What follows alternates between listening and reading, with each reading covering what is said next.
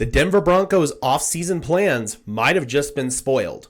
But before we talk about that, guys, I want to shout out the affiliate partner for today's video, Whitebeard Signworks. Use code BS30, link in the description below, to save $30 off your first purchase on NFL LED team logo signs, just like this really cool sign behind me. Again, that is BS30, link in the description below to save off your first purchase from Whitebeard Signworks. Thank you so much to them, and now back to your regularly scheduled content. Obviously, right off the bat, guys, we are here in a new recording setup. That's why you guys haven't heard from me for the past couple of days. I have been getting everything set up. We got the sign back. We've got the helmet back for our other affiliate partner we'll tell you about at the end of this video. But we're rocking and rolling, guys. We just have a few weeks left to go until free agency gets here. And soon after that, it will be the NFL draft. So we are in full-blown off-season mode here on Broncos Syndicate. And we're going to be pumping out hella content over these next few weeks. Thank you guys so much for staying patient and bearing with me here. But we are back and we are rocking and rolling. And I am here to tell you that the Denver Broncos offseason plan may have been spoiled. I know that Benjamin Albright is a very polarizing figure here in the Broncos mediascape. I know that some people love him, some people hate him. I think that overall his information that he puts out tends to be pretty reliable, and he's very fair in terms of covering all 32 teams, not just the Denver Broncos. I think that he's very interactive on Twitter, and overall he does a good job delivering the information that he has. And I want to bring in this tweet here because I think that it's really interesting, and Albright has been very forthcoming in terms of information that he is willing to share about the Denver Broncos. It all started off here with this tweet from Denver Dan and the Broncos offseason predictions. Dan's predictions were the free agent signing they would bring in is Nick Bolton, the player they would cut is Alex Singleton, the player they would add via trade is Breece Hall, the player they would extend is Zach Allen, and their first round pick would be Colston Loveland. Benjamin Albright decided to get in on the fun, and he released his own version. Free agent signing, Juwan Johnson, tight end from the New Orleans Saints. Player release, Javonte Williams. And yes, Javonte is going to be scheduled to be a free agent, so it's not technically a release. And I think that's notable because him implying that they're not actually going to release a guy like Alex Singleton here may be, an implication that they're not going to cut anybody. That's just kind of a thought and me reading between the lines and reading the tea leaves here. Player added via trade, Taysom Hill. That's a guy we've talked about here on the channel before. I know he's a little bit of a polarizing figure here in Denver. Obviously, some people don't like the whole New Orleans-Denver connection, so that'd be the same problem with Juwan Johnson. Taysom Hill, though, I think would be a very valuable addition in terms of special teams. Darren Rizzi, our new special teams coordinator, really likes him.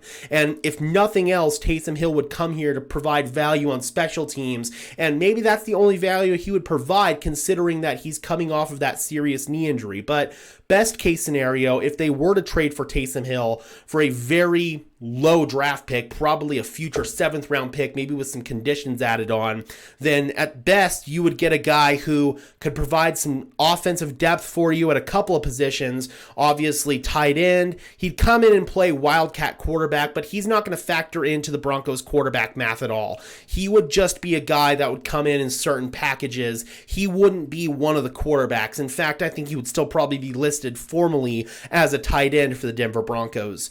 I do think that Taysom Hill coming to Denver is very likely, considering New Orleans has a completely different regime, and all of the coaches that like Taysom Hill and are familiar with Taysom Hill are now here in Denver. Same thing for Juwan Johnson, and that would lend more towards the address your immediate needs in free agency. That way it frees you up in the draft to take best player available. And Albright says that with their first round pick, he has them trading back, which would kind of lend more towards that scenario. His player extended, Nick Benito, no surprise there. That's pretty low-hanging fruit. But the trade back in the first round scenario, I know is kind of a scenario that some people in Broncos country don't want to entertain, but I want to go back to some of the conversations that I had down in Texas at the Shrine Bowl, and it's pretty clear that the top targeted players to the Denver Broncos Ashton Genty at running back, and then Tyler Warren and Colston Loveland at tight end, those guys probably are not going to be there by the time we get to the number 20 overall pick. And the Denver Broncos don't seem like a team that are willing to trade away assets to accumulate players. They want to add as many players as they can through the draft, and that would equal not trading away picks. That would be more leaning towards trading down and maybe adding some depth at a piece on the defensive line, maybe a Walter Nolan out of Ole Miss. That's a very possible option here.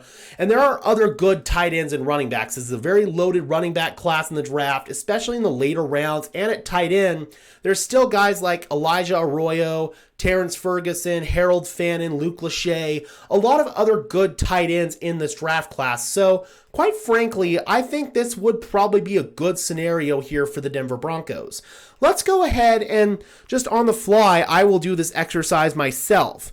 As far as a free agent signing, I'm going to actually say Juwan Johnson as well. I think that they would add a tight end in free agency. That wouldn't stop them from taking a Tyler Warren or a Colston Loveland if they fell to them at 20, but that's just kind of insurance in the case that that wouldn't happen.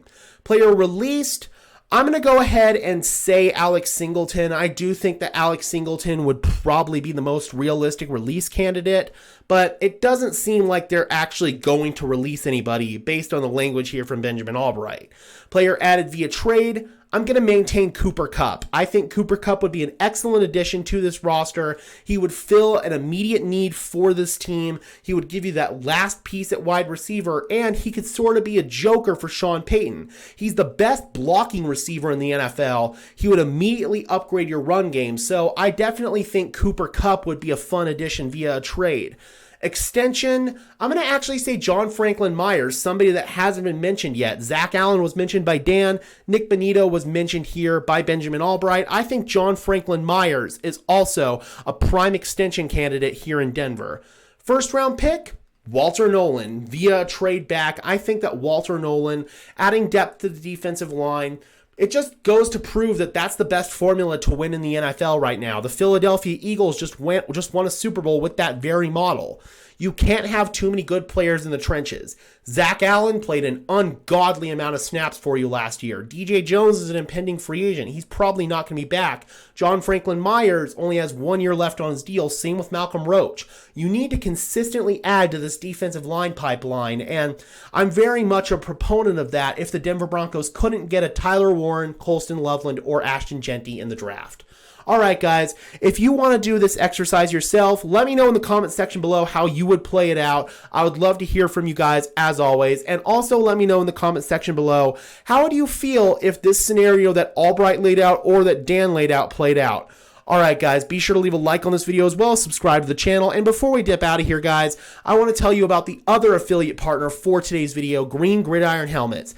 Use code DENSYN, DENSYN, link in the description below to save off your first purchase on authentic NFL helmets, from small replicas like this one up here to full-size authentic helmets. Again, that is code DENSYN, link in the description down below to save off your first purchase from Green Gridiron Helmets. Thank you so much to them.